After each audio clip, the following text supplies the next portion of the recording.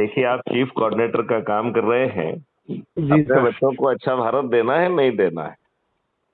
नहीं, मैंने आपकी थ्योरी पढ़ी है, बहुत अच्छी है और उसमें अग्रसर होना भी बहुत जरूरी है, क्योंकि अगर कोई आगे नहीं आएगा तो फिर काम बढ़ेगा नहीं जो है।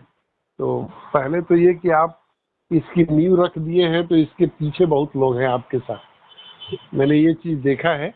जी। और बाकी जो भी हमारे लायक होगा, शारीरिक बताएं कहीं भी सहयोग, तो हम रहेंगे, खड़े मिलेंगे आपको, जी। क्योंकि आपके स्वभाव से मैं बहुत प्रभावित था और मिलने के बाद। बाकी तो मैं ब्यूरोक्रेसी से हूँ, तो मेरे को सब लोग अच्छे लगते हैं, तो उसमें तो जी। हाँ, नेचर अभी वो अलग हो सकता है कि एक सख्त होता है, क्योंकि कहा जाता है कि ब्यूरोक्रेसी और जुडिशियल में दो तरह के लोग होते हैं।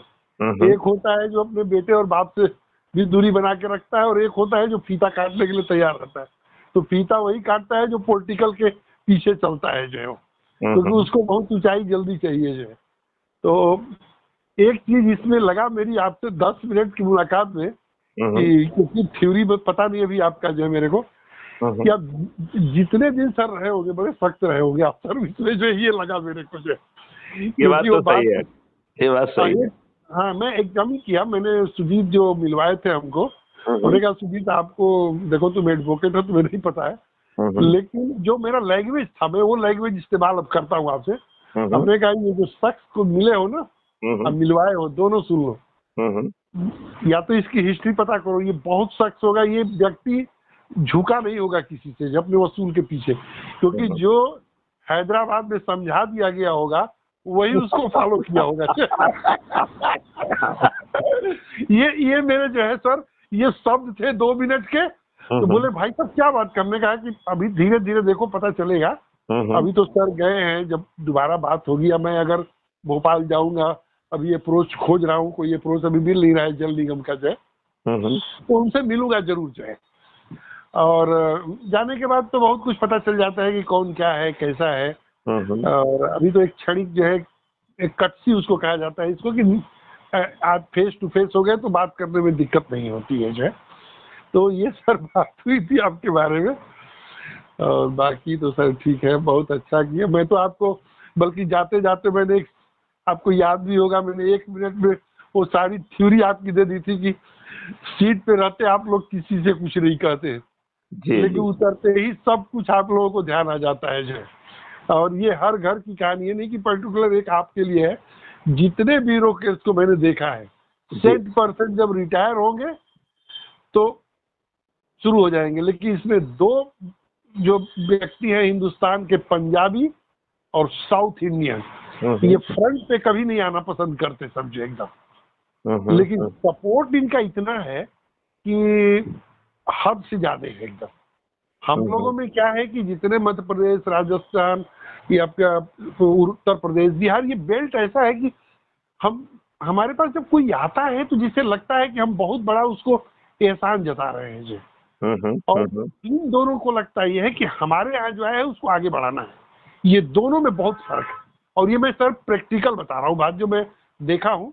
हम पूर्वांचल के लोगों से मेरा बहुत कम संबंध है, जो ब्यूरोक्रेट्स हैं जो बिहार यूपी के, मेरे ज्यादातर पंजाबी लॉबी से था, साउथ इंडियन से था, तो मैं ये चीज देखता था।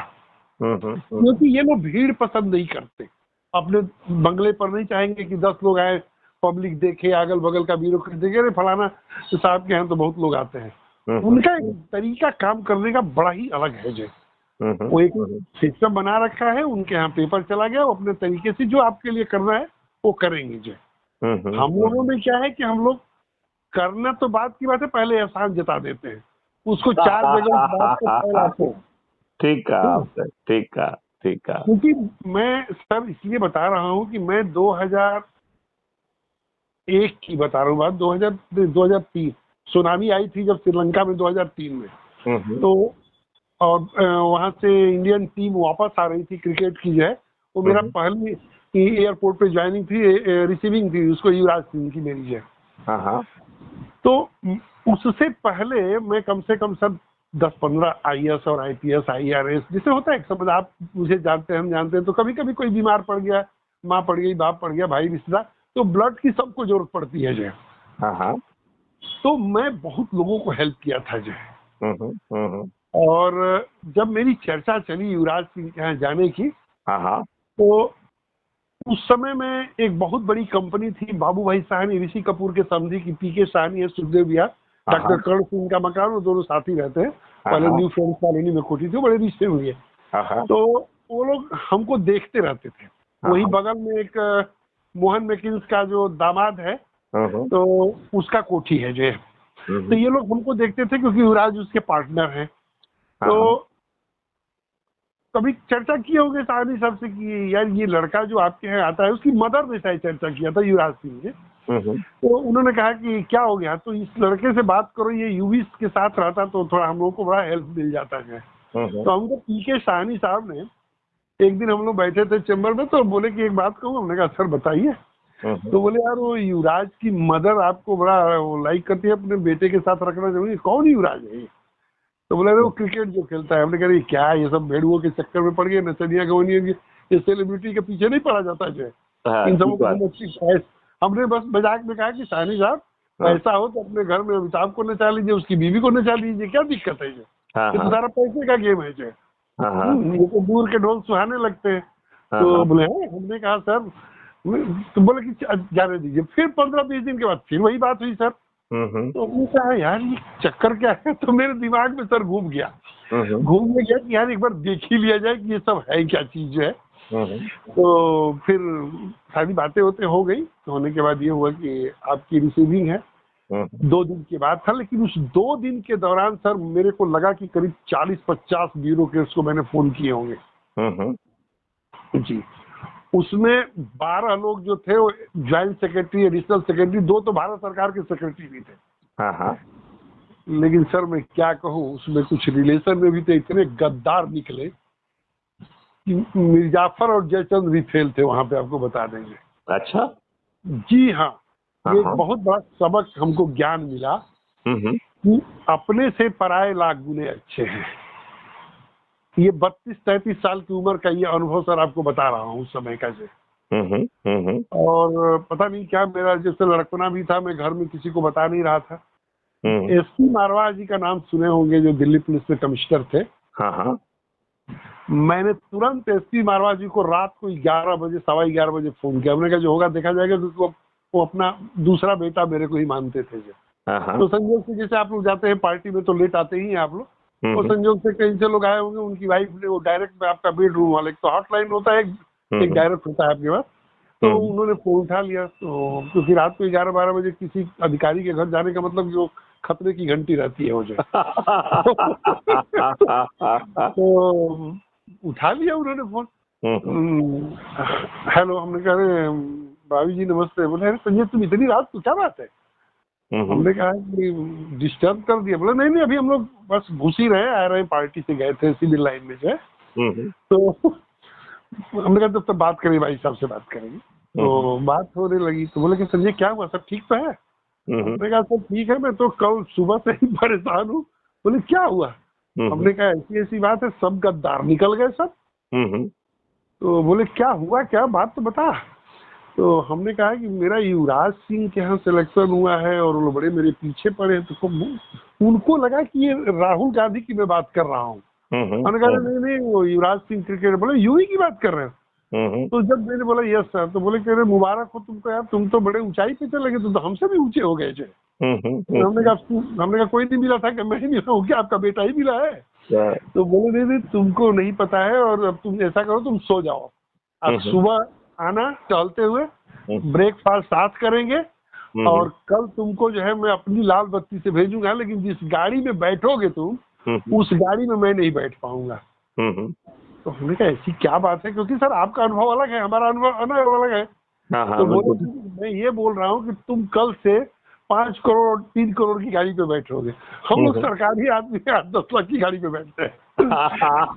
तो मैं सर काका नगर गया। मैं काका नगर मेरे घर से मुश्किल से 8-10 मिनट का वॉकिंग डिस्टेंस है।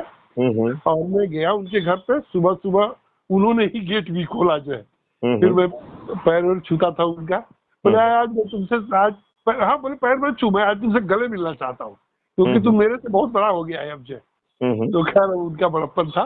फिर इसके बाद अंदर गए तो वाइफ को बोले, कह रहे देखो संजय आ गया है भाई, ब्रेकफास्ट वगैरह लगाओ, बढ़िया बढ़िया खिलाओ पहले इसको जरा। तो खैर जो भी हुआ सर, उन्होंने अपनी गाड़ी से मेरे को भेजा एयरपोर्ट पे। उसके बाद गाड़ी वापस आ गई, मेरी वहाँ रिसीविंग थी जो है, और वो सारी बातें मैंने बता दिया कि मैंने इतने लोगों को फोन किया, सारे बरगला रहे हैं, कह रहे नहीं ठीक नहीं है, फलाना है ढिमाना है, ये सारे IAS IPS की मैं सर बता रहा हूँ कहानी जो है। इसका मतलब मेरे को ये रियलाइज हुआ, ये जितने व्यक्तियों से मेरी बात हुई, ये उन सबों को समझ में आ गया था कि ये बहुत ऊंचाई पे जा रहा है। ये बात मेरे को दिमाग में घुस गई थी, लेकिन चूंकि अभी देखा नहीं था वो घर, इसलिए अभी बहुत दूर थे।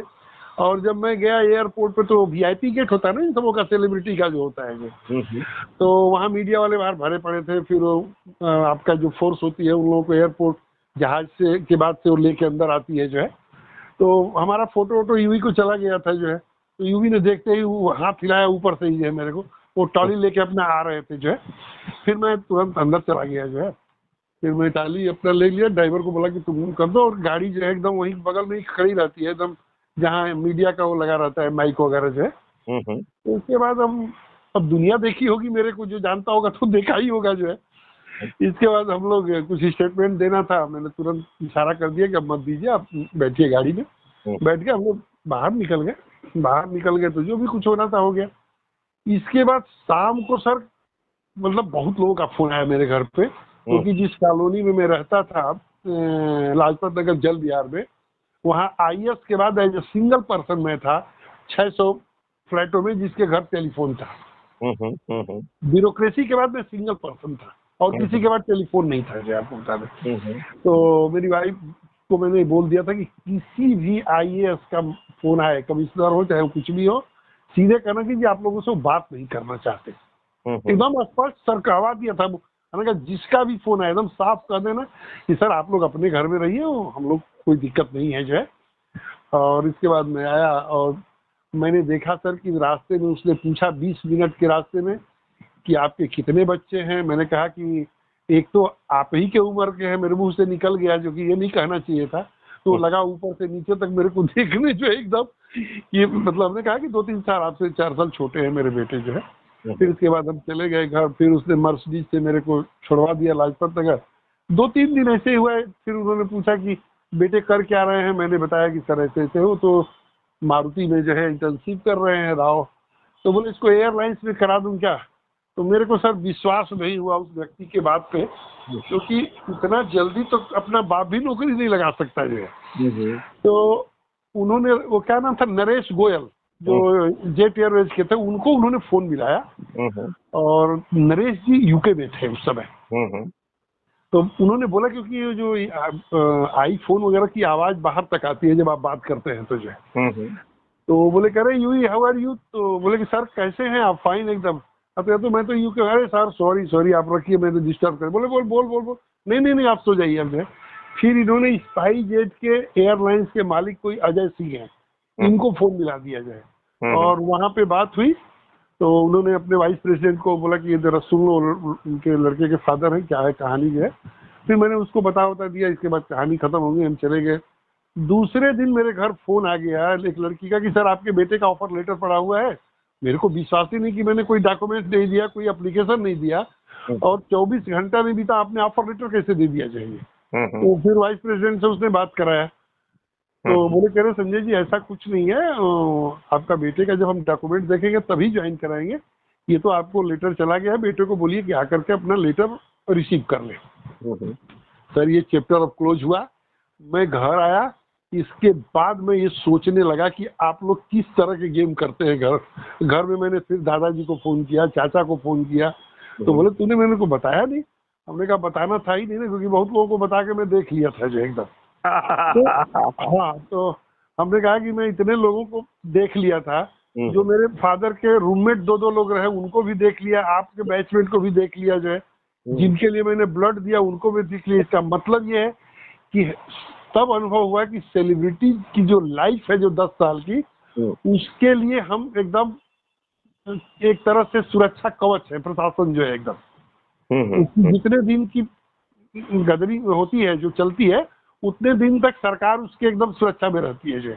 उसके बाद फिर न्यूट्रल हो जाता है आदमी जो है। तो इसका मतलब कि सेलिब्रिटी जो है प्रशासन से बड़ा है। ये मेरा अपना अनुभव हो चुका था। बाकी सब इसके बाद बात होने लगी।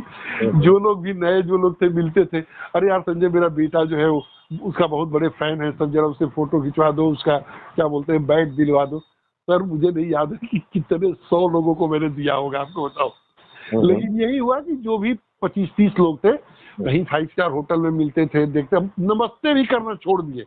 हमने कहा यार बताओ तुम 1 लाख रुपया तनख्वाह पाके तुम्हारी इतनी घमंड है, हैं?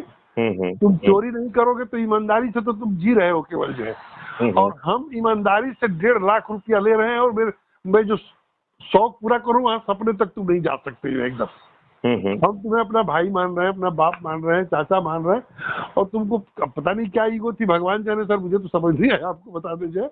फिर इसके बाद मैं अपनी जिंदगी जीने लगा। मेरे फादर तक बात गई, उनके कुछ बैचमेट थे। हमने कहा पापा आप देखिए, आप प्रोफेसर राइटर कभी हैं, आप विद्वान आदमी हैं, आपको नहीं पता ये ब्यूरोक्रेसी के बारे में, हम रोज मिलते रहते हैं। आपके लिए कलेक्टर बहुत बड़ा आदमी होगा यहाँ जिले का जो है, वहाँ आप जा करके देखिए कि मंत्रालय में जो है चपरासी से बदतर स्थिति होती है। चपरासी से कहा जाता है कि भाई थोड़ा स्टूल दे दे जरा, हमको फाइल कंप्लीट कर रही है जो है। जब पीछे अंदर डांट पड़ती है तो सुन लीजिए, मैं आपको बता देता हूँ जाएगा। तो हमको सब पता है वहाँ के बारे में। और उन लोगों को कहिए कि अपने घर रहे। किस चीज की आपकी दोस्ती थी? हॉस्टल में रहे लोग, आप 6-6 महीने खाना तक खिलाए अपने दोस्तों को जो है। कौन सा एहसान उन सबों ने किया हमारे ऊपर, बता दीजिए। कोई एहसान है क्या उनका जो एकदम? उनका इतना एहसान है कि भाई प्रोफेसर साहब का बेटा है, कोई काम होगा तो संजय को कह देंगे, संजय करा करके पहुंचा देंगे, बस इतना ही किया, उसके बाद कुछ नहीं किया जाए। और नहीं वो मेरे लिए कुछ कर सकते हैं, सुन लीजिए मैं बता देता हूँ।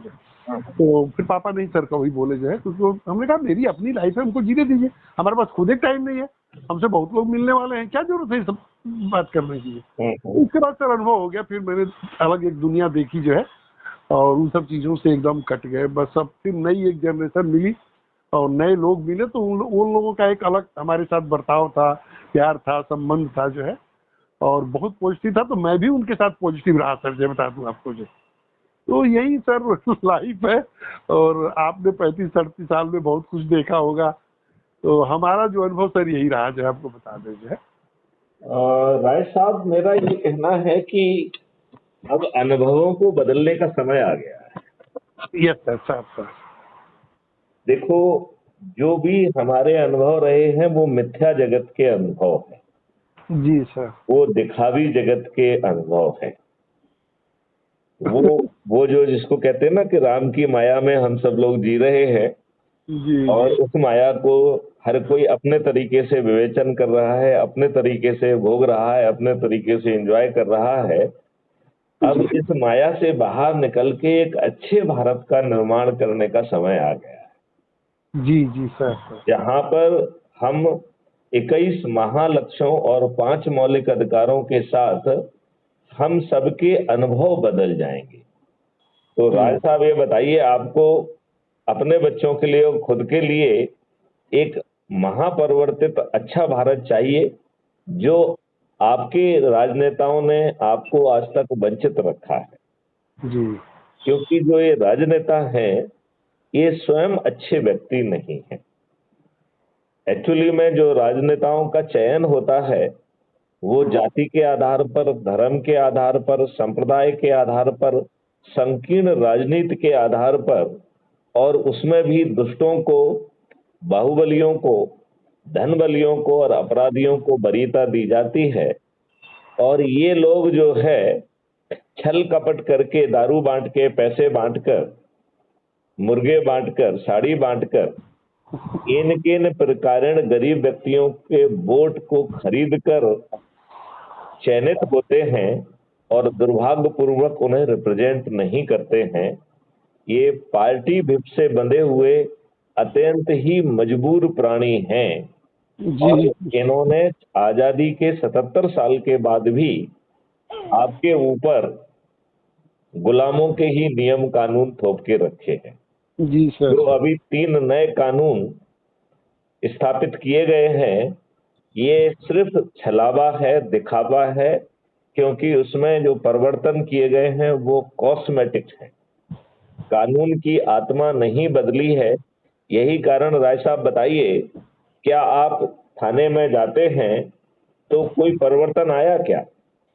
कोई नहीं सर आया, 1% नहीं आया जो एकदम। क्या थाने में आपकी सुनवाई और एफआईआर अच्छी होने लगी क्या? एकदम नहीं हो रही सर, जिसका दबाव है थोड़ा सुनवाई कर ले, वरना पुलिस की नहीं सुनती है। क्या पुलिस ठीक विवेचना, सही विवेचना कर रही है? नहीं उसमें सर आप लोगों ने जो भी कमी हमारे देश की व्यवस्था की है, क्योंकि वो जो अंग्रेजी हुकूमत चल रहा था वही आज भी चल रहा है, डिक्टेटरशिप तो वही चल रही थी। अंग्रेजी हुकूमत आजादी के 77 साल के बाद क्यों चल रहा है राय साहब? इस पे हम विचारण क्यों नहीं कर रहे हैं? और मैथिली शरण गुप्त एक बहुत आसान उपाय बता रहे हैं, जो 4 उपाय का यदि आप पालन कर लेंगे तो आपकी शिक्षा बदल जाएगी।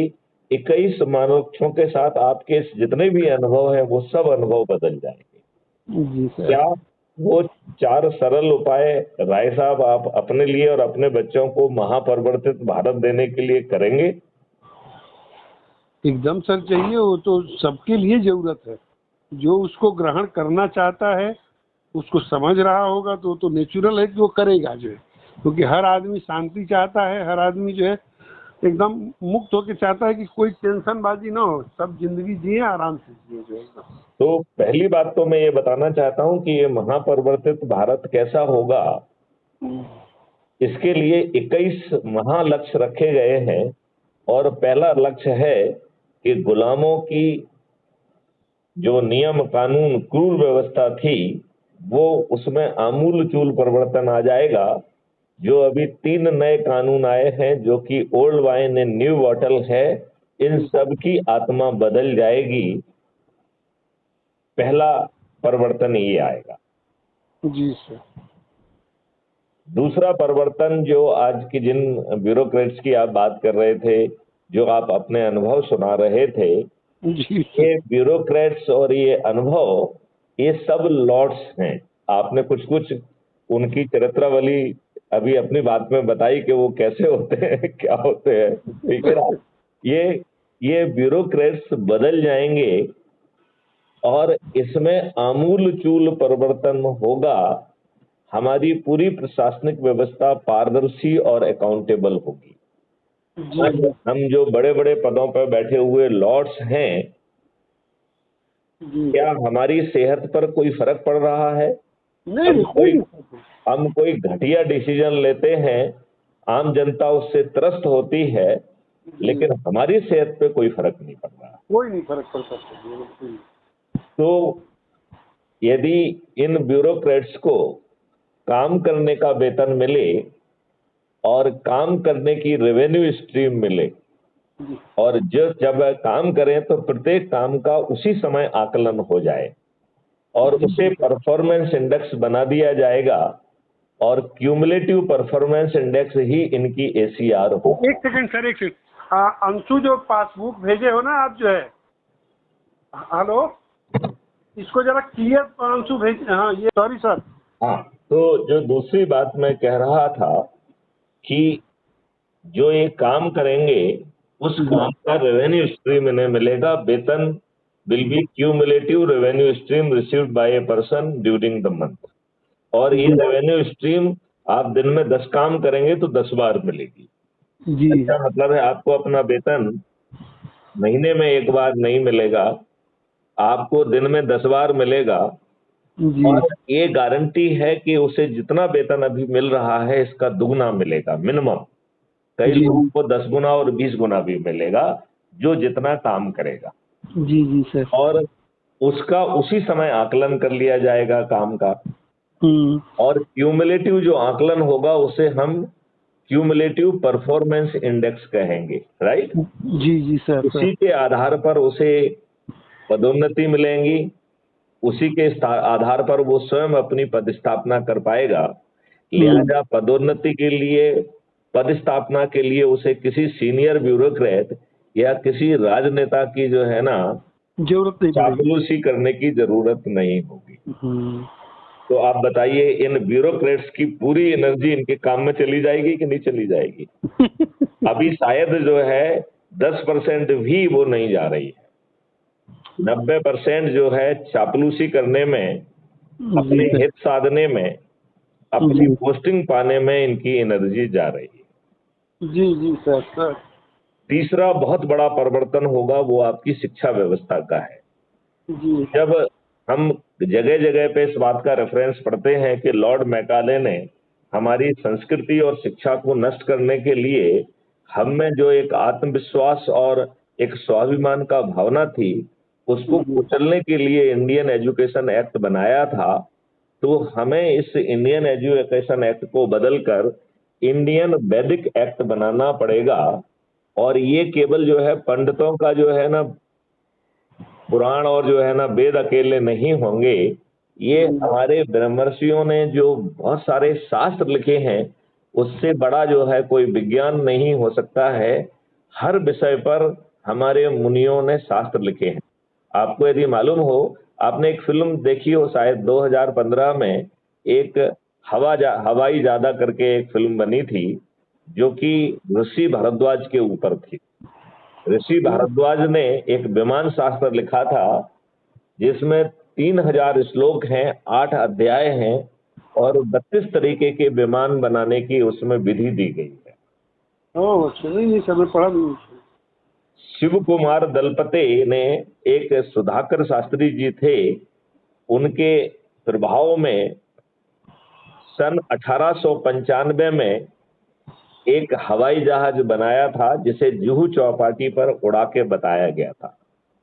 राइट ब्रदर ने तो 1903 में एक जहाज बनाया था, जो मात्र 120 फीट गया था और नीचे गिर के टूट भी गया था।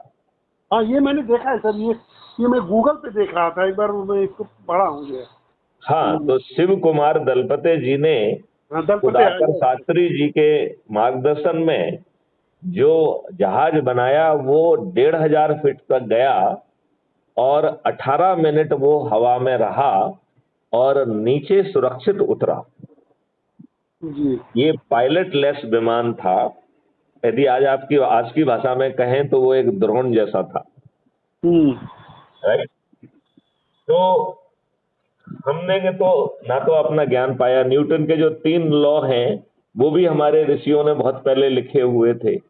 हम विद्वान लोग तो शास्त्रों में लिखे जाने के बावजूद भी इन न्यूटन के और इन राइट ब्रदर्स के आगे अपने ऋषियों के नाम नहीं लिखा पाए हैं। नहीं लिखा था।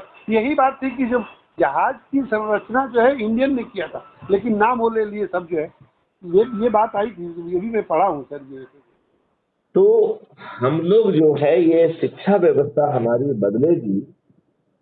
हमारे जो शिक्षण संस्थान होंगे वो हजारों एकड़ों में फैले होंगे, इनके हजारों विभाग होंगे, दुनिया के बेस्ट ब्रेन वहां पर रिसर्च करेंगे और इनको, इन यूनिवर्सिटीज को जमीन पे उतारने के लिए किसी की भूमि अधिकृत नहीं की जाएगी।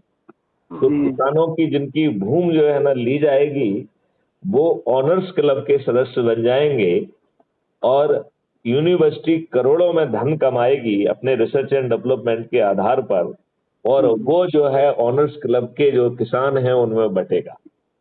तो आज की तुलना में किसान उस भूमि से 1000 गुना से भी ज्यादा पैसा पा पाएंगे। ऐसी अद्भुत होगी हमारी शिक्षण व्यवस्था और रिसर्च एंड डेवलपमेंट के आधार पर भारत विश्व गुरु बनेगा। ये राजनेताओं के भाषण से कुछ नहीं होने वाला है। नहीं इससे नहीं होगा सर। ये बात मान रहे हैं कि नहीं मान रहे हैं? ये तो देश चाबुक से सुधरेगा, बिना चाबुक के सुधरेगा। ये देश बिना किसी चाबुक के सुधर जाएगा और मैं इसकी गारंटी ले रहा हूं। और देखो राय साहब, हम आपको एक चीज कहना चाहेंगे कि हम लोग जिस परिवेश में जाते हैं हमारा आचरण बदल जाता है। यदि हम जनरल क्लास में जाते हैं तो हमारा आचरण अलग होता है, हम स्लीपर क्लास में जाते हैं तो अलग होता है, यदि हम एसी 3 टियर में जाते हैं तो अलग होता है, यदि हम एसी सेकंड में जाते हैं तो अलग होता है, एसी फर्स्ट क्लास में जाते हैं तो अलग होता है, हवाई जहाज से यात्रा करते हैं तो अलग होता है, हम देश में यात्रा करते हैं तो अलग होता है और हम विदेश जाते हैं तो अलग होता है। तो एसके राय तो वही है। क्या चीज बदल रही है? आपका इकोसिस्टम बदल रहा है। तो क्राइम फ्री भारत मिशन कह रहा है कि भाई साहब आपको मालूम ही नहीं पड़ेगा, आपके नियम कानून टेक्नोलॉजी और इकोसिस्टम बदल जाएगा और इसके लिए आपको कुछ नहीं करना है। तो बिना किए सरल उपाय के तहत जो 4 सरल उपाय मैंने उस दिन कॉन्स्टिट्यूशन क्लब में भी बताए थे, शायद आपको सुनने का मौका नहीं मिला होगा। आई डोंट नो उस समय आप थे वहां पे कि नहीं थे? थे वहां पे? नहीं, मैं नहीं था। वो सूरज मंडल जो छत्तीसगढ़ के जो मेंबर ऑफ पार्लियामेंट हैं और मिस्टर गांधी हैं छत्तीसगढ़ के राज्यसभा के मेंबर ऑफ पार्लियामेंट, हम दोनों तीनों बैठे थे ऊपर जो है, और एक फिल्म के जो है डायरेक्टर थे, हम तीनों बैठे, चारों बैठे थे ऊपर जो है ऊपर कमरे में। वो बुक रहता है ना, कमरा इन लोगों के नाम से बुक हो जाता है ऊपर जो है। तो उसी में हम लोग थे। वो तो नीचे आए तो सुजीत जी बोले कि भाई साहब एक डीजीपी साहब के लिए मिलवाते हैं, बड़े अच्छे नहीं इसकी। तो हम बल्कि बोल के चलो यार, अब नहीं चलिए मिलवाएंगे, बहुत अच्छे आदमी। तो वो शायद रहे थे अंदर, उन्होंने सुना होगा आपकी बात जो है। तो चलो मैं मिल लेता हूँ जो है, कोई दिक्कत नहीं है। तो भाई साहब जो है, आपको और आपके बच्चों को एक ऐसा महापरिवर्तित भारत मिल जाएगा, इसके लिए आपको कोई कष्ट नहीं उठाना होगा। आपके जो आज तक के अनुभव हैं वो सब बदल जाएंगे, सब अनुभव बदल जाएंगे आपके। और ना तो आपको धन लगाना पड़ेगा, ना आपको किसी जुलूस धरने में जाना होगा, ना किसी रामलीला मैदान में जाना होगा, ना ही कलेक्टर एसपी मंत्री मुख्यमंत्री प्रधानमंत्री को ज्ञापन देना होगा, ना ही कोर्ट कचहरी हाई कोर्ट सुप्रीम कोर्ट में अपनी पिटीशन लगाना होगी, राइट? और ना ही जंतर मंतर पे धरना देना होगा। और इतना तो छोड़िए, आपको ना अपना सोच बदलना है, ना चिंतन बदलना है, ना क्रियाकलाप बदलना है। 4 सरल उपायों के तहत आपको महापरिवर्तित भारत मिल जाएगा और इसकी शुरुआत मात्र 9 दिन के बाद हो जाएगी। क्या आप 9 दिन के छोटे समय में ऐसा क्या किया जा सकता है जिससे सब कुछ बदल जाएगा? राय साहब, इसे सुनना चाहेंगे आप? अरे सर एकदम बताएं, अभी तो मेरे पास टाइम बहुत है, कोई दिक्कत नहीं है। ओके, तो पहला काम उसमें करना है। अब पहले सर एक सेकंड में रोक लूं, ये सर मैं बीच में नहीं रोक पा रहा था एकदम। तो मैं आपको संजय नाम से ही पुकारूंगा और आपकी जो है वो एक सरलता भी है, तो उससे वो आपकी सरलता का परिचय भी मिलता है। मैं आपको बड़ी छोटी सी बात ये कहना चाहता हूं कि मैं एक 4 छोटे से सरल उपाय बता रहा हूं जिससे ये भारत बदल जाएगा। भारत जो है एक सतयुगी भारत में पहुंच जाएगा और आपको वो छोटे से 4 उपाय करना है। आपको केवल एक संकल्प और शपथ लेना है कि हमें अच्छा भारत चाहिए। तो संजय जी बताइए, आपको क्या अच्छा भारत पाने में कोई दिक्कत है? सबको जरूरत है, ये चीज हर आदमी चाहता है, बस उसके लिए रास्ता नहीं मिलता है उसको। मैं आपको बहुत सरल रास्ता बता रहा हूँ, देखिए जिसके लिए मैंने आपको बताया। तो हर आदमी जल्दी से वो 4 उपाय बता देता हूँ। पहला उपाय है कि आपको संकल्प और शपथ लेना है कि हमें अच्छा भारत चाहिए, ठीक है ना? जी सर। और फिर दूसरा जो है, आपको YouTube चैनल पर जाकर crime free Bharat YouTube channel को सब्सक्राइब करना है। ये मेरी चैनल है। इसमें 6700 वीडियोज हैं जो बता रहे हैं कि ये देश कैसे बदल जाएगा। 6700 वीडियोज हैं। ओके। और हर दिन चर्चा होती है, जैसे अभी हमारी चर्चा हो रही है। ये सभी चर्चाएं किसी न किसी उद्देश्य से प्रेरित हैं। मैं 1 सेकंड भी बिना उद्देश्य के अपना समय नहीं लगाता हूँ।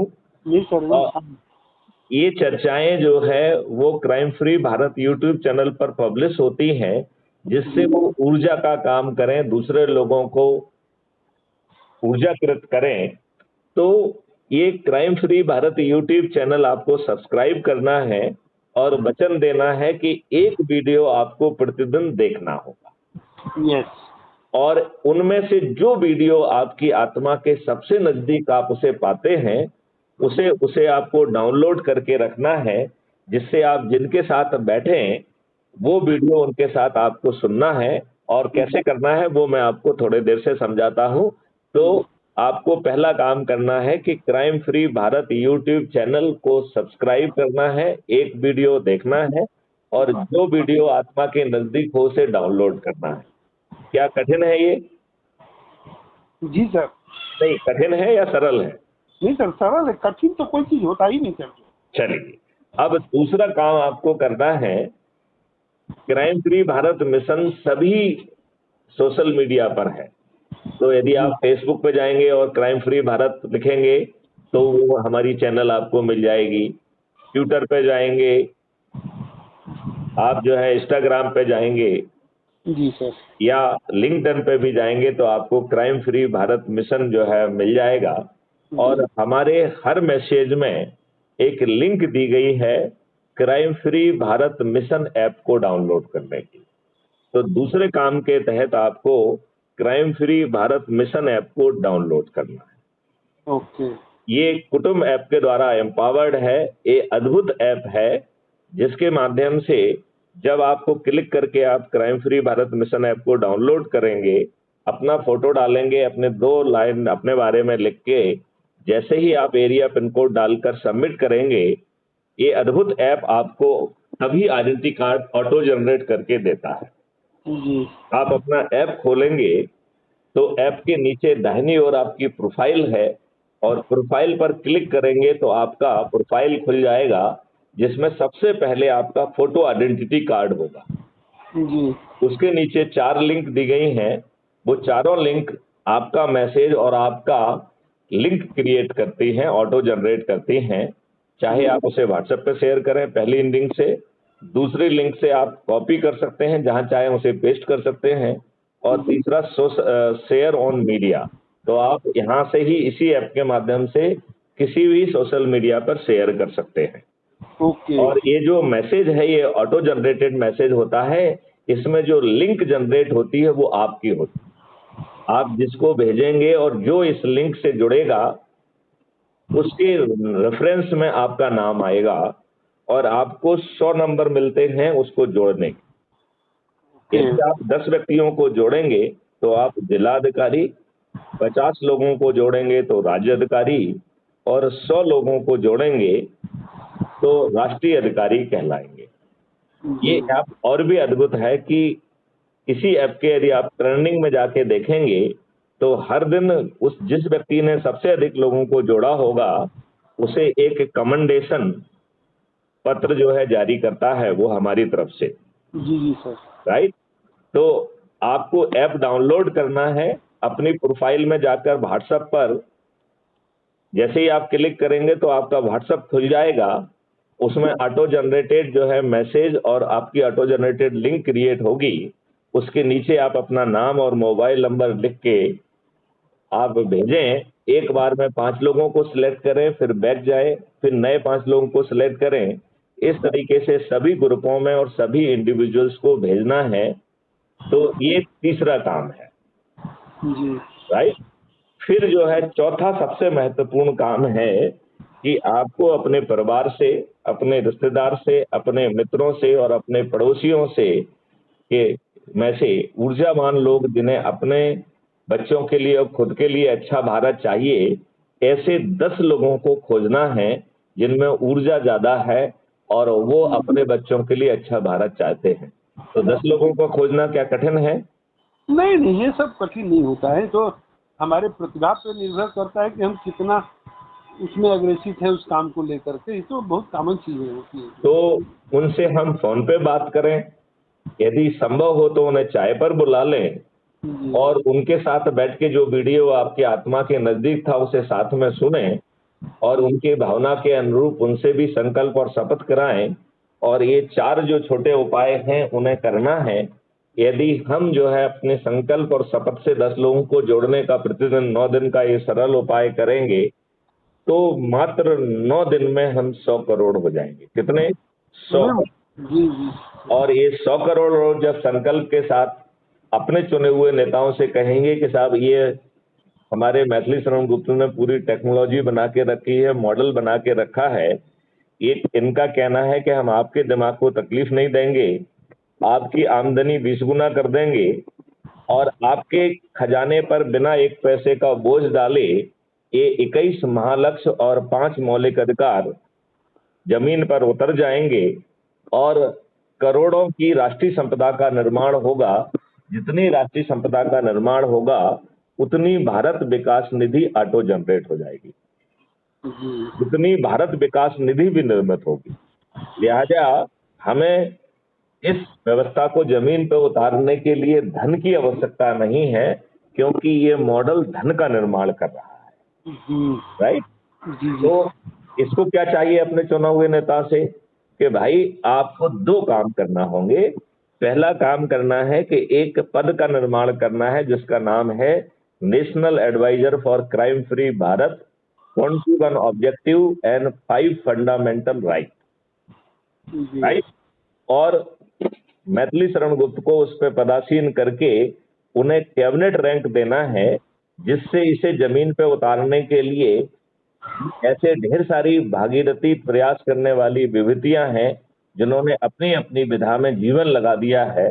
ऐसी विभूतियों को खोजकर उन्हें टास्क फोर्स का हिस्सा बना दिया जाएगा और बिना राजनेता के दिमाग को तकलीफ दे हुए और बिना उनके ब्यूरोक्रेट के दिमाग को तकलीफ दे हुए, जिनके बारे में अभी आपने बहुत गुणगान किया है, हम ऐसे ब्यूरोक्रेट्स के दिमाग को भी तकलीफ नहीं देंगे और इसे जो है पकाकर उन्हीं नेताओं से अनुमोदित कराकर पार्लियामेंट में कानून पास करके उसे हमारा इकोसिस्टम बदलना होगा। ये दूसरा काम करना है। लेकिन कानून क्या होगा, टेक्नोलॉजी क्या होगी, उसे एक्सपर्ट से, पब्लिक से पकाकर देने की जिम्मेवारी मैथिली शरण गुप्त की होगी।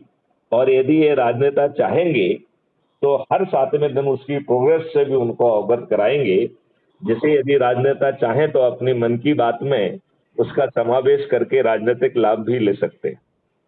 हाँ नहीं हाँ, उनकी तो जो चैनल पे इवेंट होता है इनका जो है, अगर उनको समझ में आ जाए, अगर ये बात छेड़े लोग तो बहुत कुछ आगे तक ये पहुंचा सकते हैं। लेकिन इसे को जल्दी समझाना बड़ा मुश्किल है सर। अब यदि अपन मान लें कि क्या राजनेता जो कि आपको अच्छे राजनेता नहीं दे पाए हैं, क्योंकि आपको अच्छा कानून नहीं दे पाए हैं, अभी भी आपके ऊपर गुलामों के, अंग्रेजों के नियम कानून ही थोप के रखे हैं, वो आपको स्वतंत्रता नहीं दे पाए हैं। स्वतंत्रता का मतलब होता है अपना तंत्र स्थापित करने का दिन। तो इन राजनेताओं ने तो हमें अपनी स्वतंत्रता भी नहीं दी है। यदि ये हमारी बात नहीं मानेंगे तो क्या ये मॉडल टाइम टाइम फिक्स हो जाएगा या फिर भी जमीन पे उतरेगा? ये मेरे ख्याल से संजय जी आप मुझसे समझना चाहेंगे। जी समझना चाहेंगे कि नहीं समझना चाहेंगे? नहीं सर, एकदम ये मेरे को इतना मजा आ रहा है सुनने में। पहले तो जो है कि सेम वही कहानी हो गई जो मैथिली शरण गुप्त जो राइटर थे, उनके बेटे जो बुंदेलखंड के रहने वाले थे, वो जो है चुरगांव के रहने वाले थे। जी चुरगांव के रहने वाले थे, उनका नाम था उर्मिल जी। जी तो ये लोग हमसे मिले एक फंक्शन में। डॉक्टर विजय खैरा जी के फादर रामदास खैरा जब आजादी के पहले जो है वो विधायक थे, जिनको सीएम की भी ऑफर किया गया था, लेकिन वो विद्वान आदमी थे, वो राइटर थे, वो जो है उन्होंने एक्सेप्ट नहीं किया था। तो उन्हीं के फंक्शन में, क्योंकि डॉक्टर विजय खैरा जो है मेरी फैमिली मेंबर और बड़ी फैमिली है वो, तो उन्हीं के एक फंक्शन में मैं गया था। तो उसमें हमारी इंट्रोडक्शन हुआ और यही सब बातें जो आपने कहा, इसमें से कुछ बातें उन्होंने स्पीच में कहा था। जो बहुत सुंदर, बहुत सुंदर। आपको मालूम है मैथिली शरण गुप्त ने बहुत अच्छी कविता लिखी है, नर हो न निराश करो मन को, कुछ काम करो कुछ का नाम करो, जग में रहकर कुछ काम करो, यह जीवन हो व्यर्थ न हो। तो बहुत अच्छी कविता है वो, और उसी के मनोभाव से जो है ये हमारा पूरा मॉडल प्रभावित भी है।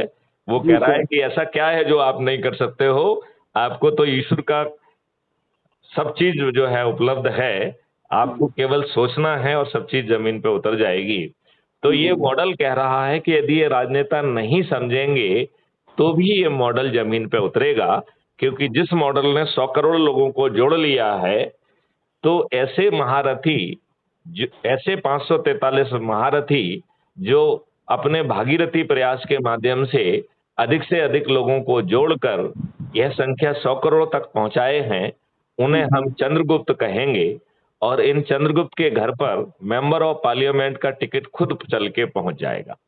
सही बात है सर। और हम 100 करोड़ लोग प्रतिदिन संकल्प लेंगे, वो भी अपनी छत पे चढ़कर थाली बजाकर दीपक जलाकर और प्रतिदिन संकल्प और शपथ लेंगे कि इन चंद्रगुप्तों जिन्होंने भागीरथी प्रयास करके हमको 100 करोड़ तक पहुंचाया है, इन्हें निमित्त मानेंगे और इन्हें विजयी बनाएंगे। और जिस दिन वोटिंग होगी ईवीएम मशीन पे जाके इनका बटन दबाएंगे, तो आप बताओ आपके 543 भागीरथी प्रयास करने वाले ये चंद्रगुप्त जीत जाएंगे कि नहीं जीत जाएंगे?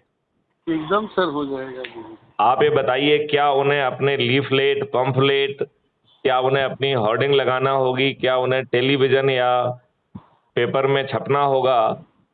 क्या उन्हें किसी के दरवाजे पर वोट मांगने जाना पड़ेगा? सर कहीं नहीं जाएगा। सबसे बड़ा मिसाल 10 साल पहले आपको आंख के सामने आजादी के बाद दिया कि 25 साल, 30 साल, 40 साल से लोग जो है जूते घींच लिए कांग्रेस और भाजपा और मार्क्सवादी पार्टी में। एक तुच्ची पार्टी आई आम आदमी पार्टी, 12 गज के मतलब झुग्गी में रहने वाला व्यक्ति विधायक बन गया, उसका 1 रुपया नहीं खर्च हुआ।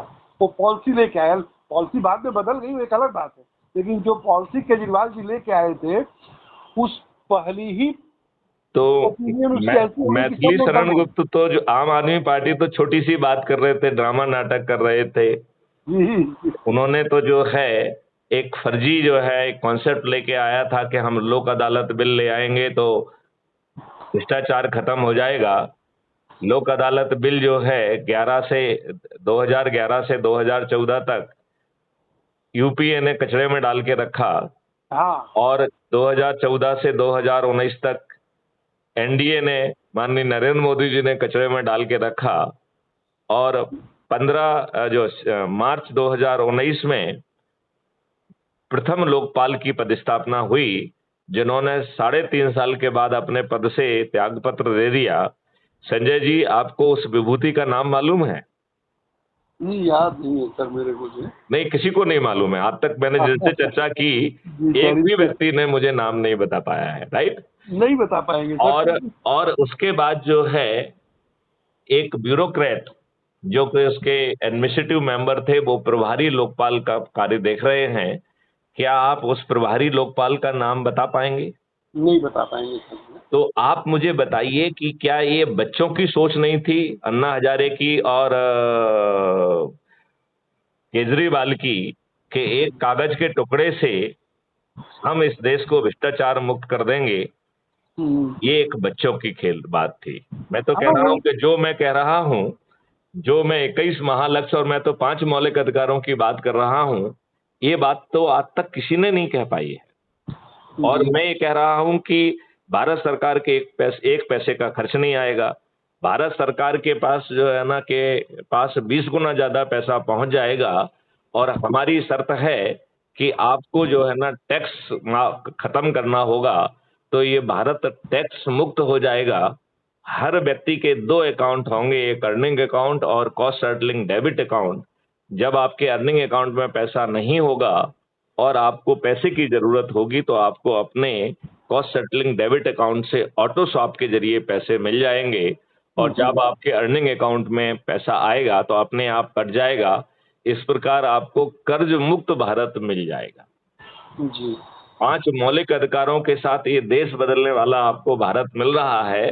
तो मैं आपसे प्रार्थना करूंगा कि कहते हैं दूध का जला छाछ को फूक फूक के पीता है, लेकिन केजरीवाल ने जो है एक ऐसा एक्सपेरिमेंट करके जन भावनाओं को ठेस पहुंचाई है।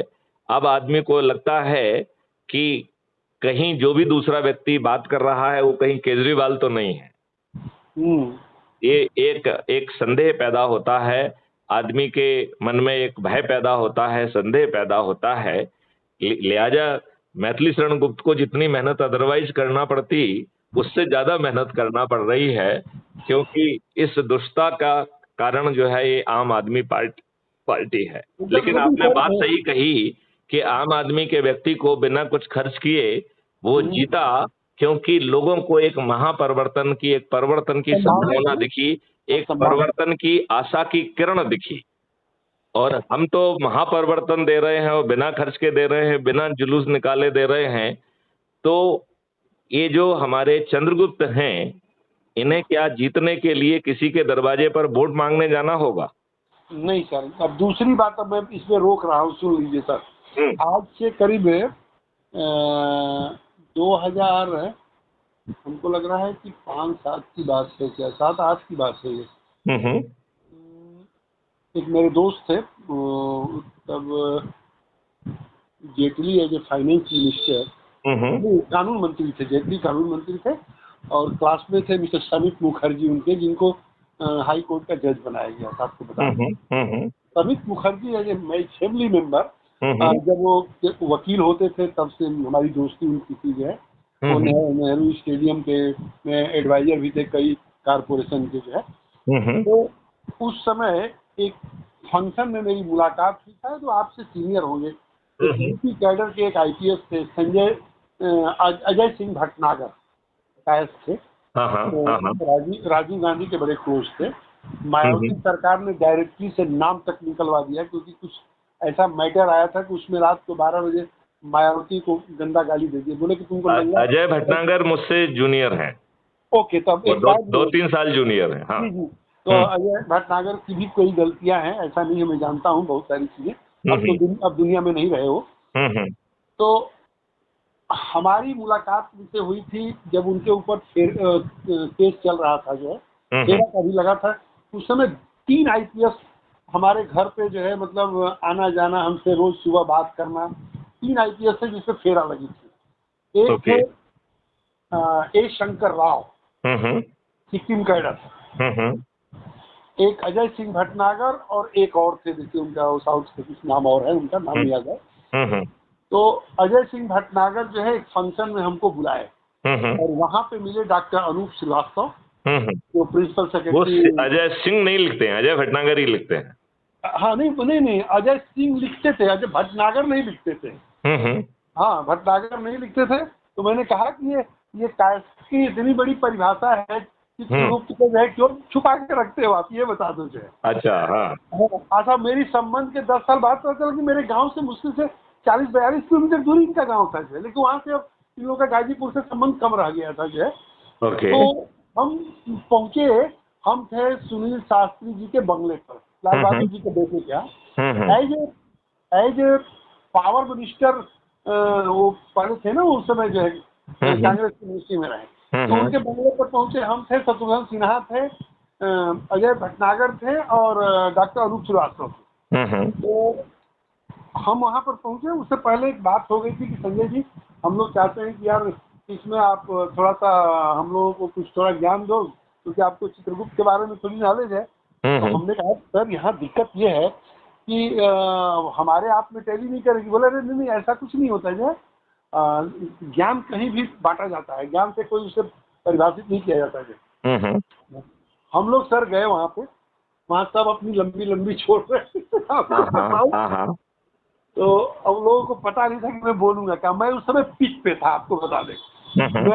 मैं युवराज सिंह के साथ था, तो हम दुनिया देख रहे थे हम तो जो है। तो मैंने सुनील शास्त्री को मौका मिल गया था कहने के लिए, आपको बता दें। और हमने कहा कि देखिए शास्त्री जी, एक बात बता दूं, आप लोगों को अनुभव हमसे ज्यादा होगा, लेकिन मेरा जो अनुभव है कायस्थ पे, पूरे हिंदुस्तान में 2% कायस्थ है, और एकता जो है मेरे को लगता है कि 0.000 भी नहीं है। इसके पीछे का रीजन ये है कि आप 4 भाई हैं, एक अगर अधिकारी बन गया तो 3 को सोचता है कि ये साला जो है लेबर बना रहे हैं। ये आपकी सबसे बड़ी जो है डिफॉल्टर है ये मामला जो है। दूसरी बात कि आप अपने लोगों को सपोर्ट नहीं करना चाहते। कोई जरूर थोड़ा कि आज आप सीट पे बैठे हैं तो सरकारी नौकरी बांट देंगे, लेकिन प्राइवेट सेक्टर में भी घुसाने में आपको शर्म आ रही है। तो इसी बीच में शत्रुघ्न सिन्हा ने कहा कि यार संजय देखो, मैं तो जहाँ भी कुछ मेरा लिंक मिलता है तो मैं करीब सैकड़ों लोगों को नौकरी दिलवा दिया है। अनूप जी जैसे है, मतलब समझ लीजिएगा कि गौतम कौल अंकल के बाद मैंने डॉक्टर अनूप को ही देखा, एक ब्यूरोक्रेसी का दरवाजा कभी जो है बंद नहीं होता था, आपको बता दें। गौतम कौल अंकल जो उनके राजीव के जो मामा थे, राजीव गांधी के, तो गौतम कौल जो है अभी उनकी डेथ हो गई है, और वो हमारे डीजीपी रहे हैं, मैं उनका डीआईजी था। ओह अच्छा। तो हमारे ग्रैंडफादर के जूनियर थे, तो क्योंकि मेरे ग्रैंडफादर भी जो है एमपी कैडर से ही थे जो है। हम्म, तो जी, तो ये लोग मिलते रहते थे। तो हमने कहा कि दो को देखा। तीसरी बात अब आइए आप लोगों को मैं बताता हूँ कि मैं कोई ब्यूरोक्रेट तो नहीं हूँ, लेकिन मैं जिस जगह पे हूँ, अगर कोई भी आता है ना इंडस्ट्री का या कोई एयरलाइंस का, जो भी कुछ लोग आए, तो जब, क्योंकि बिना मेरे इजाजत ऊपर कोई जा नहीं सकता मिलने जो है, तो जब मैं उनको लेके जाता हूँ और जब आता हूँ तो लोग ये कहते हैं कि यार ये राय को मेरे पास दे दो जो है। तो जब उनसे लिंक होता है तो मैं ये कहता हूँ कि सर ये 2-4 लड़के हैं, उनको जरा एडजस्ट कर लीजिए। तो हमारे और आपके कहने से ये होता है कि उसका इंटरव्यू नहीं होता है, उसको इंटरव्यू नहीं जाती। बाकी उसकी किस्मत है, काबिलियत अगर हुनर है तो टीकेगा, नहीं तो मार के बाहर कर दिया जाएगा। लेकिन कम से कम उसको स्टैंड पे खड़ा होने की तो जगह दीजिए, आप लोग देते ही नहीं है। ठीक बात, नहीं, ठीक बात। हमने कहा कि शास्त्री जी आप बुरा मत मानिएगा, आप जब पावर मिनिस्टर थे हम 2-3 बार गए, आपसे मिलने की कोशिश किए, आपका पीए और जो है आपसे भी बड़ा मंत्री था वो जो है। आप पंजाबी लड़कियों को कमरे में बिठा करके गप्पे मार रहे हैं और बाहर जो है गांव के लोगों को कहा जाता है कि आप मीटिंग में हैं। आप ठीक कह रहे हो। और एकदम सन्न हो गए। हमने कहा कि चाहे वो मंत्री हो या ब्यूरोक्रेट, सबके साथ ये हालत है। मैं समझिए बहुत 2-4% है जो बचे हुए हैं इन सब चीजों से, वरना समय है मिलने का, उस समय जो है 2 उनके बैचमेट आ गए या जूनियर आ गए, बैठ के गप्पे मारे। और ये आपको नहीं समझ में आता कि जो व्यक्ति क्या क्या ख्वाब लेके आपके दरवाजे तक पहुंचा है, ये आप लोग कभी नहीं सोचते हैं। 50 रुपया खर्च किया, 100 रुपया खर्च करके आपके दरवाजे तक पहुंचा, और वो बहुत सारी बातें सोचता है कि मैं जाऊंगा तो साहब से कहूंगा, लेकिन एक सेंटेंस हमारे पास ट्रेनिंग की दी जाती है, हम बोलो कैसे आना हुआ, सारी बातें वो भूल जाता है कि अब मैं कहूँ तो क्या कहूँ वहां पे जो एक सेंटेंस में सर आप जो ही बोलते हैं, हम बोलो कैसे आना हुआ, वो कुछ समझ ही नहीं पाता कि हम बोले क्या आपके सामने जो है। अब तो समझिए सबके सब चुप हो गए। हमने कहा कि आप लोग बहुत बड़े अधिकारी हैं, मैं अधिकारी नहीं हूँ, लेकिन मैं जिस ऊंचाई पे हूँ उसका मैं कर्तव्य निभा रहा हूँ कि जहाँ कोई मिलता है मैं घुसा देता हूँ। जो वहाँ कोई कास्टिज्म नहीं है, वहाँ कुछ नहीं है। सीट की गरिमा तभी तक है जब आप किसी के लिए भला करते हैं, वरना कुत्ता नहीं चलता। रिटायरमेंट के बाद मैं बहुत सारे ब्यूरोक्रेट्स के देखा हूँ कि बच्चे पानी देने को तैयार नहीं है। मैं आपको बता दूं, मैं इतने लोगों का नाम धरूंगा तो आप सबको जान जाएंगे। मैं इतने लोगों को जानता हूं कि जो रोते हैं लोग जो हैं, इसलिए कि आप समाज से भी कट गए, अपने औलाद से कट गए। ऐसा कौन सा हरिश्चंद्र का तगमा ले लिया आप जो है, बताइए। थोड़ी तो अपने अंदर जमीर को रखे होते कि नहीं यार, इन्हें तो पढ़ाई के समय में अगर हो जाएगा तो मैं ये कर दूंगा, मैं वो कर दूंगा। सीट मिली नहीं, ट्रेनिंग मिला नहीं, कि बस बदलते गए आप जो एकदम। अब उसी सीट पर दूसरा आदमी जो है आपके लिए आओ भगत करके बोले नहीं आइए हम आपका काम कर देंगे। तो ये सारी बातें हुई सर। इसके बाद जो है गठन हुआ कायस्थ महासभा का, जिसपे मेरे व्हाट्सएप पे लोग हैं, 3-4 भाग हैं।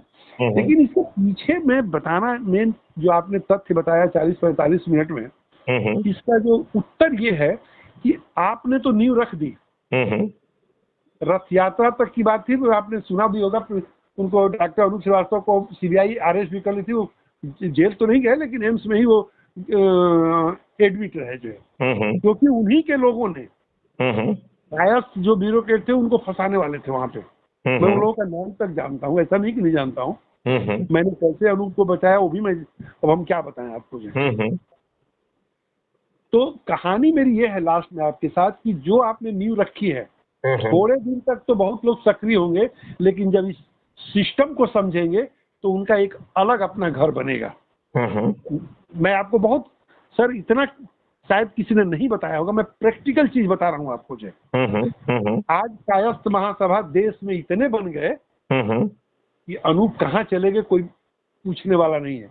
अभी बाद में अभी चुनाव भी लड़े थे, कानपुर से सर, मैं लखनऊ से ही कानपुर से चुनाव लड़े थे, पार्टी बनाया उन्होंने जो है। तो जो आपने नींव रखी सर, ये सर्वोपरि है। लेकिन इसका परिणाम ये होगा 2 साल 4 साल के बाद कि जब इस सिस्टम को लोगों ने समझना शुरू किया कि इसमें तो हमारा ये हित हो रहा है, तो तुरंत अब आपको साइड करेंगे और ये अपना एक ग्रुप बनाएंगे जो एकदम, मैं बता दूं जो है। और ये आप देखते रहिएगा अपने जीते जी ये ग्रुप बनेगा।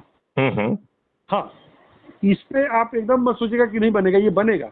सब लोग एक अपनी अपनी जो है नींव बना लेंगे, छोटे छोटे ग्रुप बना लेंगे जो है, और उसमें चलना शुरू कर देंगे जो एकदम। हाँ, लेकिन ठीक है, जब आपने एक बार नींव रखी है तो उस नींव को जल्दी मिटता तो नहीं है, लेकिन थोड़े देर के बाद ये मिटाने की कोशिश की जाएगी, मैं बता देता हूँ आपको। देखो, यदि पूरा इकोसिस्टम ही बदल जाएगा और ये प्रताप बहुत फास्ट होने वाला है तो लोगों को दुष्टता करने का मौका नहीं मिलेगा।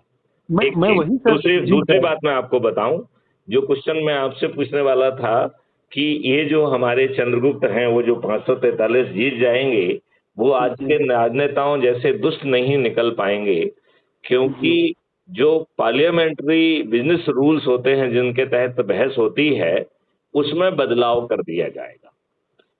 तो पार्लियामेंट में कोई नियम कानून कोई भी मेंबर ऑफ पार्लियामेंट सीधे ला ही नहीं पाएगा, उसे 3 जो है चरणों में एक चर्निंग और स्क्रूटनी से गुजरना होगा।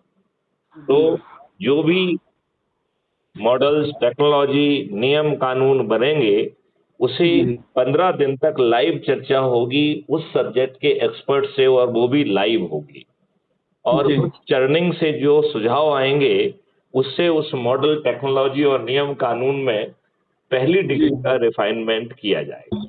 जी सर। फिर जो है 45 दिन तक आम पब्लिक से चर्चा होगी, और चूंकि 15 दिन वो पहले विशेषज्ञों की चर्चा में सम्मिलित रह चुके हैं तो तब तक पब्लिक के कुछ ना कुछ विचार बनने लगेंगे, उसके दिमाग में कुछ ना कुछ शंकाएं, कुशंकाएं और सुझाव आएंगे। इन शंकाओं और कुशंकाओं और सुझाव के आधार पर दूसरी डिग्री का रिफाइनमेंट किया जाएगा। और फिर तीसरा रिफाइनमेंट जो है करने के लिए ये जो चंद्रगुप्त हैं, जो कि तब तक मेंबर ऑफ पार्लियामेंट बन चुके होंगे, ये पार्लियामेंट के अंदर नहीं, पार्लियामेंट के बाहर लाइव डिस्कोर्स करेंगे, और उनमें जो सुझाव आएंगे उसको आत्मसात पार्लियामेंट के बाहर ही कर लिया जाएगा, और इसके बाद इन 3 रिफाइनमेंट के साथ ही कोई भी चीज पार्लियामेंट में पेश की जा सकेगी। ये नियम कानून का हिस्सा होगा। देखिए, आज जो है, आज की व्यवस्था में यदि कोई भी अंतर्राष्ट्रीय शक्ति हाई कमांड के ऊपर कब्जा कर ले तो आज जो चीज चाहे वो पास करा सकती है कि नहीं करा सकती है? करा सकती हो, करा रही है। आप बिल्कुल ठीक बोल रहे हैं। जो नियम कानून बन रहे हैं उनके ड्राफ्ट कहाँ से आ रहे हैं, कौन जो है हाई कमांड को कंट्रोल कर रहा है, ये बाहर से दिखाई नहीं देता है। जिसको श्रीमती बात गांधी जी कहती थी ना कि अदृश्य हाथ, तो ये अदृश्य हाथ क्या क्या कर रहे हैं ये मालूम नहीं पड़ता है, ठीक है ना। लेकिन इस हमारे मॉडल में ये अदृश्य हाथ भी कुछ नहीं कर पाएंगे, क्योंकि वो अदृश्य होके हाई कमांड कोई होगा ही नहीं, तो उसे नियंत्रित किसे करेंगे वो। फिर जो है इन 3 रिफाइनमेंट के बाद एक एक सेक्शन के ऊपर बहस होगी, और चूंकि पार्टी होगी नहीं लिहाजा पार्टी भी नहीं होगी, तो वो चर्चा विश्व स्तरीय होगी और एक एक सेक्शन पास होगा। तो बताओ, ये आज के राजनेताओं जैसी कोई बदमाशी कर पाएंगे?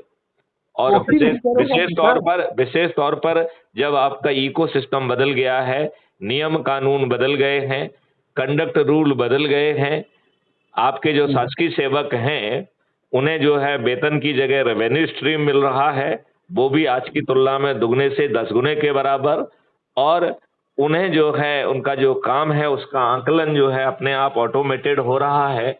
उसी के आधार पर पदस्थापनाएं और पदोन्नतियां मिल रही हैं। तो कोई भी ब्यूरोक्रेट और कोई भी राजनेता किसी भी कर्मठ शासकीय सेवक के व्यवहार को मैनिपुलेट करने की स्थिति में नहीं रह पाएगा। हर व्यक्ति जो है एक निर्भीक भारतीय होगा और पूरा इकोसिस्टम बदल जाएगा। बताइए संजय जी। जी सर। इस आकलन से आप कहां तक सहमत हैं? और आपने जो नेगेटिव चीजें देखी हैं उसके बारे में हम और चर्चा करेंगे और इस मॉडल को उसके लाइट में और तपाएंगे, जिससे किसी गड़बड़ी करने की कोई जगह ही नहीं छोड़ेंगे। नहीं सर, एकदम जब कुछ चीजें जब होती हैं तभी उसमें से कुछ मंथन करने पर ही कुछ निष्कर्ष निकलता है जो। और एक चीज जरूर है कि कोई भी वार्तालाप हो तो कटाक्ष होना बहुत जरूरी है। अगर कटाक्ष नहीं हुआ और यस यस कोई करता रह गया तो वो भी बड़ी दिक्कत करेगी कल के दिन है। इसलिए बिल्कुल ठीक बात। मत रखना बहुत जरूरी है। ये हमारा आकलन है कि आप ये मत समझे कि एक रोड पर चलिए, तो आप बताइए संजय जी, आपको पूरा मॉडल कैसा लगा? क्या सर, आप संकल्प और शपथ लेंगे? क्या आप अपने बच्चों को अच्छा भारत देने के लिए मैथिली शरण गुप्त से कंधा मिलाएंगे? एकदम सर, मैं बता रहा हूँ कि वो मैंने जो आपने परसों शायद भेजा था, परसों की नरसों भेजा था हाँ हाँ। आपने, तो मैं बल्कि सुजीत को कह रहा था कि सुजीत बोले कि अरे सर वो पार्टी बनाए हैं क्या? हमने कहा हाँ, उन्होंने पार्टी बनाया है और बहुत अच्छा चीज बनाया है, लेकिन सुजीत अब सर से हमारा उतना अभी अनुभव नहीं है, न परिचय है। आपने बिल्कुल ठीक कहा है कि जो ये पार्टी बनी है, ये पार्टी जो है कोई राजनीति करने के लिए नहीं बनी है। ये उन भागीरथों को जो अधिक से अधिक लोगों को जोड़ेंगे, और हम कह रहे हैं उनके पास मेंबर ऑफ पार्लियामेंट का टिकट पहुंच जाएगा, तो वो टिकट कहां से आएगा? वो टिकट यहां से आएगा। तभी हम कह रहे हैं कि उन भागीरथी लोगों को जो अधिक से अधिक लोगों को जोड़ेंगे, उनके घर पर टिकट पहुंच जाएगा। तो इसका मकसद सिर्फ घर पर टिकट पहुंचाना है, इसके अतिरिक्त और कोई मतलब नहीं है। क्योंकि हमें ये विधा, ये लड़ाई आज के सिस्टम में ही जीतना होगी। जी जी सर। आप बताइए, आज के सिस्टम में ये लड़ाई हम जीत पाएंगे कि नहीं जीत पाएंगे? नहीं, जब हम संघर्षरत हैं तो हर काम कर लेंगे, लेकिन इसके लिए कर्मठता हमारी बहुत जरूरत है। वो जब हम करेंगे तो हर काम आसान हो जाएगा। तो आप इस पे सोचिए, और आप और जो सुझाव देना चाहते हैं वो सुझाव हम अगली वार्तालाप में आपके लेंगे। और चूंकि हमारी हर बात रिकॉर्डेड होती है, लिहाजा आप देशवासियों को क्या संदेश देना चाहेंगे? सर, अब इसको थोड़ा सा हमें समय दीजिए जरा, क्योंकि अभी चलिए, आप इस पे और विचार करिए। Crime free Bharat YouTube channel को सब्सक्राइब कर लीजिए, ऐप को डाउनलोड कर लीजिए और अध्ययन करिए। हम आपसे एक सप्ताह बाद बात करेंगे। सर नहीं, इस पे हम थोड़ा बाहर जा रहे हैं, तो ठीक है, कब वापस आएंगे आप? अगले महीने के जो है करीब। आप लौट के आके फोन करिए, इसके बाद बात करेंगे। हाँ हाँ हाँ हाँ, ठीक है ना? चलिए करेंगे। चलिए, तब तक आप उसे वीडियोस वगैरह सुनते रहिए जब भी आपको समय मिले। देखता रहूँ, वो सब मैं देखता रहूंगा जो है। ठीक है, चलिए, जय हिंद, जय भारत, वंदे मातरम, जय गुरुदेव।